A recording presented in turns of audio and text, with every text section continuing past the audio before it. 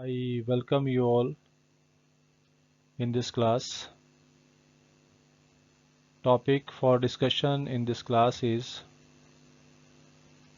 colonial exploitation of Indian economy under British rule and features of Indian economy on the eve of independence. तो इन दो topics के बारे में हम इस क्लास में डिस्कस करेंगे. So let us discuss about colonial exploitation of Indian economy under British rule. तो जैसा आप सभी जानते हैं कि ब्रिटिशर्स ने इंडिया पर लंबे समय तक राज किया और उस ड्यूरेशन में ब्रिटिशर्स ने बहुत सारी ऐसी पॉलिसीज़ बनाई जिससे इंडियंस का काफ़ी सारा एक्सप्लॉयटेशन किया गया. इंडियन रिसोर्सेज का उन्होंने मिसयूज़ किया अपने इकोनॉमिक इंटरेस्ट के लिए. सो लेट अस अंडरस्टैंड कि किस तरह से एक्सप्लॉयटेशन हुआ इंडियन इकोनॉमी का अंडर ब्रिटिश रूल. पहला पॉइंट है colonial exploitation of agriculture sector in India. तो ब्रिटिशर्स ने एग्रीकल्चर को किस तरह से एक्सप्लॉयट किया, उन्होंने इसके लिए ज़मींदारी सिस्टम का इस्तेमाल किया. ज़मींदारी सिस्टम क्या होता है कि ब्रिटिशर्स ने कुछ लोगों को ज़मींदार डिक्लेयर कर दिया और ज़मीन जो है उनको दे दी गई, मतलब उनको ज़मीन का मालिक बना दिया गया, ऑनरशिप दे दी गई उनको लैंड की. और साथ में उनको ये कंडीशन लगा दी गई कि वो पब्लिक से जो है लैंड रेवेन्यू इकट्ठा करके ब्रिटिश गवर्नमेंट को एक फिक्स्ड अमाउंट देंगे या fixed sum of land revenue इकट्ठा करके देंगे. और जो ज़मींदार थे वो फ्री थे, वो जितना चाहे लैंड रेवेन्यू जो है वो फार्मर से इकट्ठा कर सकते थे. मतलब जो टीलर ऑफ द सोयल थे उनसे वो जितना चाहे वो रेवेन्यू वसूल कर सकते थे. तो इससे क्या हुआ कि जो एक्चुअल टीलर ऑफ लैंड थे, जो ज़मीन पे काम करने वाले लोग थे, जो फार्मर थे, उनके नाम पर ज़मीन तो थी नहीं, ज़मीन थी ज़मींदार के नाम पे.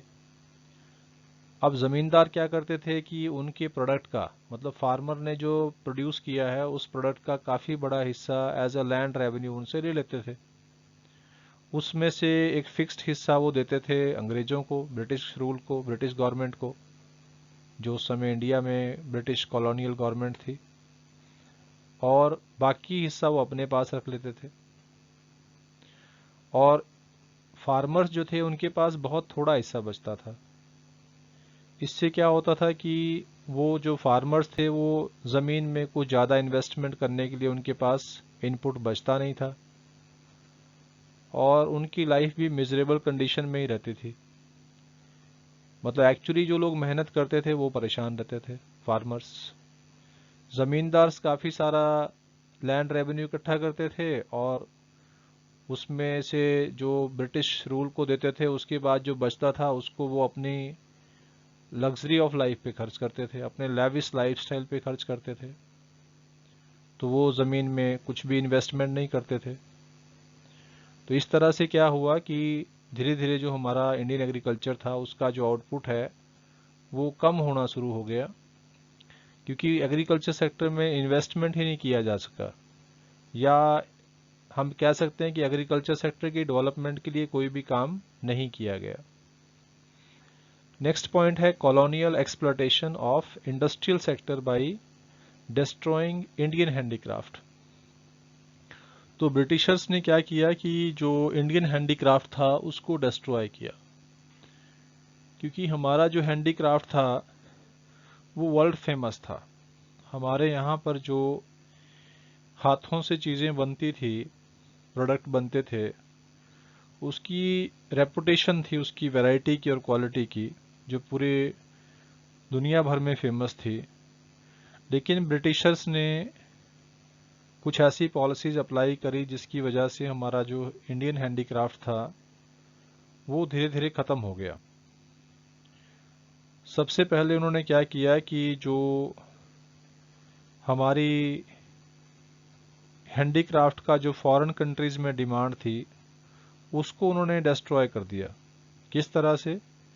उन्होंने हमारे हैंडीक्राफ्ट, जो इंडियन हैंडीक्राफ्ट था, उसके एक्सपोर्ट पे हैवी ड्यूटीज़ लगा दी ताकि हमारा एक्सपोर्ट महंगा हो जाए।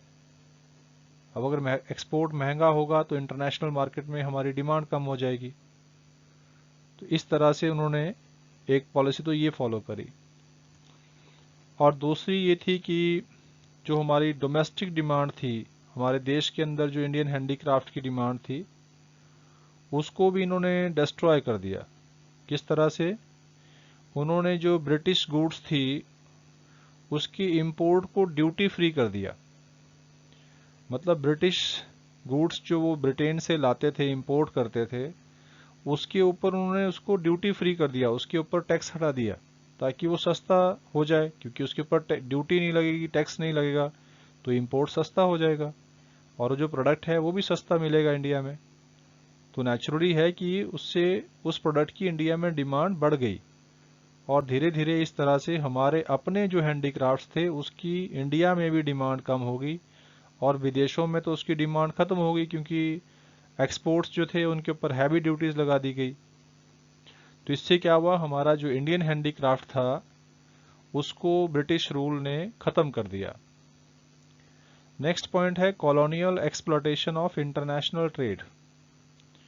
तो ब्रिटिशर्स ने जो है वो इंडिया का जो इंटरनेशनल ट्रेड था उसको भी एक्सप्लॉयट किया using the discriminatory tariff policies. उन्होंने जो टैरिफ पॉलिसीज थी उसमें डिस्क्रिमिनेशन किया, उसमें भेदभाव किया, और ये भेदभाव करके उन्होंने किस तरह से इसको, हमारी जो इंटरनेशनल ट्रेड था उसको ख़त्म किया या उसको एक्सप्लॉयट किया। पहला काम कि जो इंडिया से रॉ मटेरियल वो भेजते थे ब्रिटेन को ताकि उनकी इंडस्ट्रीज़ के लिए इनपुट मिलता रहे, उसको उन्होंने ड्यूटी फ्री कर दिया। मतलब जो इंडिया से रॉ मटेरियल एक तरह से एक्सपोर्ट किया जाता था ब्रिटेन को, वो ड्यूटी फ्री हो गया, उसके ऊपर उन्होंने कोई टैक्स नहीं लगाया, तो उससे इंडिया को कोई ज़्यादा बेनिफिट नहीं हुआ। दूसरी बात थी कि जो ब्रिटिश गुड्स को वो इंपोर्ट करते थे इंडिया में ताकि वो अपनी मार्केट को यहाँ एक्सपैंड कर सकें, उसको उन्होंने ड्यूटी फ्री कर दिया। मतलब इंपोर्ट फ्रॉम ब्रिटिश जो थे वो ड्यूटी फ्री हो गए, वो सस्ते हो गए।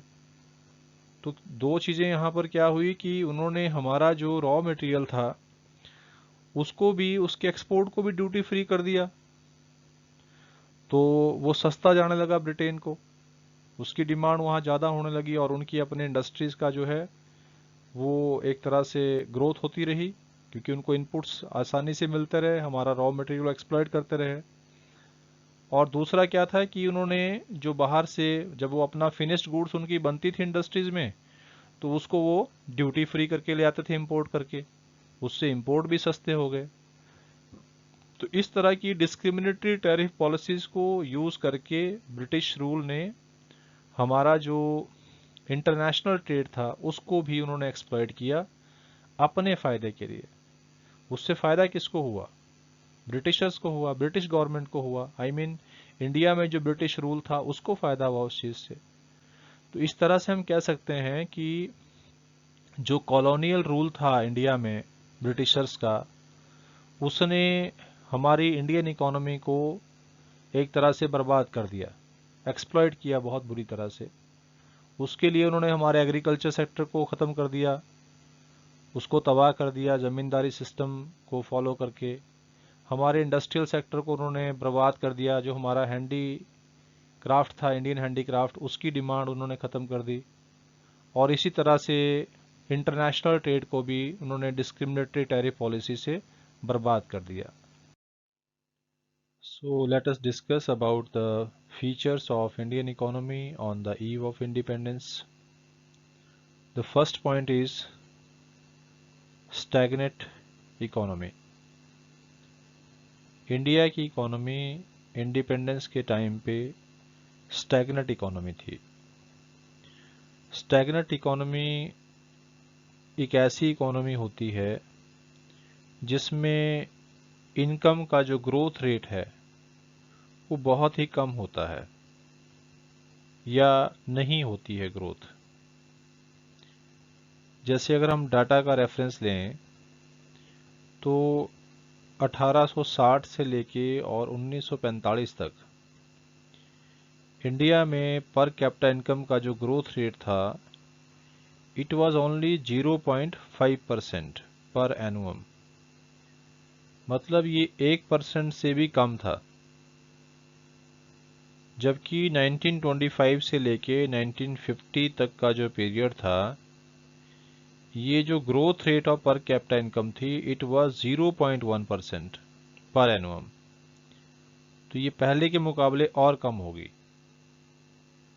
तो इसलिए हम कहते हैं कि जो इंडियन इकोनॉमी है वो एक तरह की स्टैग्नेंट इकोनॉमी थी उस समय। और यही कारण था कि इंडिया की ज़्यादातर पॉपुलेशन जो है वो पॉवर्टी में जी रही थी। लोगों का जो लिविंग स्टैंडर्ड था वो बहुत ज़्यादा दयनीय था, बहुत ज़्यादा मिजरेबल कंडीशन में था। और साथ में जो एपिडेमिक्स थी या स्टारवेशन थी, जिसको हम कहते हैं महामारी है या भूखमरी है, ये बार बार घटने वाली घटनाएं बन चुकी थी। मतलब ये बार बार होती थी। Next point is backward economy. तो इंडियन इकोनॉमी जो है on the eve of independence backward economy थी। बैकवर्ड इकोनॉमी एक ऐसी इकोनॉमी होती है जिसमें पर कैपिटा इनकम बहुत ही कम हो। जैसे अगर हम 1947-48 की बात करें तो इंडिया का जो पर कैपिटा इनकम था इट वाज जस्ट ₹230। सिर्फ 230 रुपया पर कैपिटा इनकम था इंडिया का 1947-48 में। इसलिए हम इसको बैकवर्ड इकोनॉमी कहते हैं क्योंकि यहाँ पर कैपिटा इनकम बहुत कम था। और इसी वजह से इंडिया की ज़्यादातर पॉपुलेशन बहुत गरीब थी। लोगों के पास पर्याप्त भोजन नहीं था, क्लॉथिंग और शेल्टर का भी प्रॉब्लम था, और साथ में जो बेरोजगारी थी, अनएम्प्लॉयमेंट था, ये अनियंत्रित था। मतलब rampant unemployment was there. Next point is agricultural backwardness. मतलब भारतीय जो कृषि थी वो भी काफ़ी पिछड़ी हुई थी, क्योंकि हमारे देश की लगभग 72% पॉपुलेशन जो है आज़ादी के समय पे एग्रीकल्चर में एंगेज थी, एग्रीकल्चर सेक्टर में वो एंगेज थी। लेकिन जो एग्रीकल्चर सेक्टर का कंट्रीब्यूशन था जीडीपी में वो सिर्फ 50% था। नाउ वी कैन अंडरस्टैंड कि ज़्यादातर जो पॉपुलेशन थी, वर्किंग पॉपुलेशन, वो एग्रीकल्चर सेक्टर में इन्वॉल्व थी, दैट वाज 72%। लेकिन जीडीपी में उसका कंट्रीब्यूशन काफ़ी कम था, मतलब 50% ही था। दूसरी बात है कि जो प्रोडक्टिविटी था वो बहुत कम था। प्रोडक्टिविटी आप जानते हैं कि जो पर हेक्टेयर आउटपुट होता है किसी भी क्रॉप का, वो उस समय बहुत कम था इंडिया में। जैसे जो वीट का प्रोडक्शन था उस समय वो 660 किलोग्राम पर हेक्टेयर था, जबकि राइस का जो है वो 710 किलोग्राम पर हेक्टेयर था। तो ये बहुत कम था उस समय। और दूसरी बात ये है कि जो इंडिया में ज़्यादातर जो खेती बाड़ी की जाती थी वो सिर्फ निर्वाह के लिए की जाती थी। It was just for subsistence. तो इसलिए हम कह सकते हैं कि जो इंडियन एग्रीकल्चर थी उस समय वो काफ़ी बैकवर्ड थी। Next point is industrial backwardness. तो हमारे देश की जो इंडस्ट्रीज थी वो भी काफ़ी बैकवर्ड थी। ऐसा हम इसलिए कह सकते हैं क्योंकि हमारे देश में उस समय बेसिक और जो हैवी इंडस्ट्रीज है उसकी बहुत कमी थी। मतलब लगभग ना के बराबर थी। जो हैवी इंडस्ट्रीज थी, जो कैपिटल गुड्स का प्रोडक्शन करती हैं इंडस्ट्रीज, या बेसिक इंडस्ट्रीज थी, मशीनरी बनाने वाली इंडस्ट्रीज थी, इनकी बहुत कमी थी। इसलिए जो प्रोडक्शन ऑफ मशीन्स था ये लगभग ना के बराबर था। हमारे यहाँ किसी भी तरह की मशीनरीज नहीं बनती थी। और ब्रिटिश रूल ने अपनी ड्यूरेशन में जितनी स्मॉल स्केल इंडस्ट्रीज थी या कॉटेज इंडस्ट्रीज थी हमारे देश में, उनको बर्बाद कर दिया था। These were ruined by the British government at that time. और ज़्यादातर जो कैपिटल गुड्स की हमारी रिक्वायरमेंट थी हमारी इंडस्ट्रीज को, उसके लिए हम लोग इंपोर्ट करते थे ब्रिटेन से। मतलब हमें उन चीज़ों के इंपोर्ट के लिए ब्रिटेन पर डिपेंड रहना पड़ता था। Next point is rampant poverty, अनियंत्रित गरीबी। अनियंत्रित गरीबी थी उस समय। ज़्यादातर जो हमारी पॉपुलेशन थी वो बहुत ज़्यादा गरीब थी, बहुत ज़्यादा पुअर थे लोग। और लोगों को 2 वक्त की रोटी मिलना भी मुश्किल था, जिसको हम बोलते हैं 2 स्क्वेयर्स मील अ डे।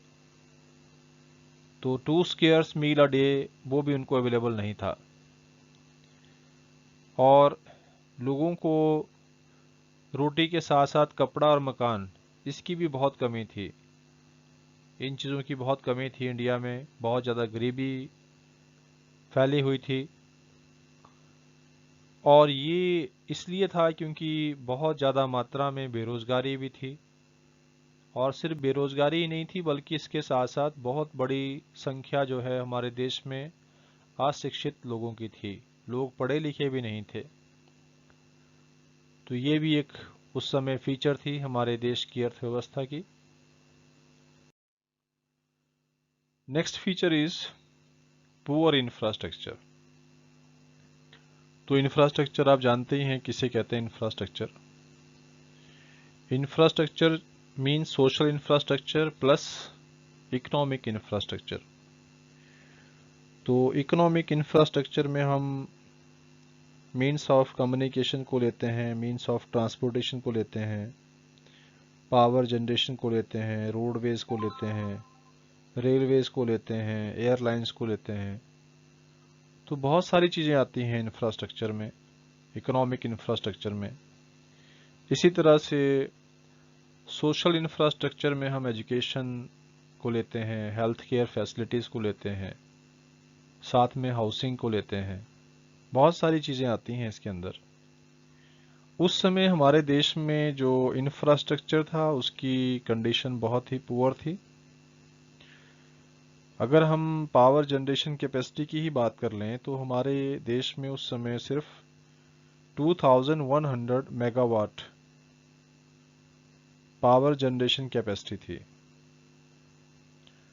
और रेलवे लाइन का जो लेंथ उस समय तैयार था वो था 53,596 किलोमीटर। तो इस तरह से हम समझ सकते हैं कि, और इस तरह से बाकी चीज़ों का भी जो कंडीशन थी वो बहुत अच्छी नहीं थी। So this was poor infrastructure. मतलब इंफ्रास्ट्रक्चर की जो कंडीशन थी उस समय वो दयनीय स्थिति में थी। Next point is heavy dependence on imports. भारतीय अर्थव्यवस्था उस समय बहुत ज़्यादा डिपेंड रहती थी इंपोर्ट करने के लिए, और specially import of machinery and other equipment of production. ज़्यादातर जो मशीनरी थी या अदर इक्विपमेंट ऑफ प्रोडक्शन जो थे, उसके लिए हमें विदेशों पर डिपेंड रहना पड़ता था। हम लोग इंपोर्ट्स पे डिपेंड करते थे। और अगर हम आर्म्ड फोर्सेस की भी बात करें तो ज़्यादातर जो डिफेंस इक्विपमेंट थे या डिफेंस गुड्स थी, उसके इंपोर्ट के लिए भी हम लोग बहुत ज़्यादा फॉरेन कंट्रीज़ पर डिपेंड थे। और इसी तरह से बहुत सारी जो कंज्यूमर गुड्स हैं, जिस तरह से कपड़ा सिलने की मशीन है या मेडिसिन्स हैं, कैरोसिन ऑयल है, बाईसाइकिल है, इन चीज़ों को भी हम लोग इंपोर्ट किया करते थे।